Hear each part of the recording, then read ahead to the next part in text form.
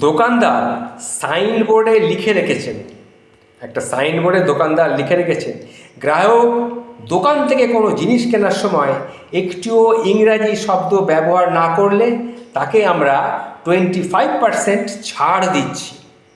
এই লেখাটি পড়ে একটি ছেলে সেই দোকানে গিয়ে বলল, ভাই, দুখানা সূক্ষাতি সূক্ষ্ম বিষাণু গমনাগমন নির্গমন অবরোধ মুখ এবং ওষ্ঠ নাসিকাদি রক্ষার্থে কর্ণদ্বয় কর্তৃক সমর্থিত একটা বস্ত্রখণ্ড দিন তো।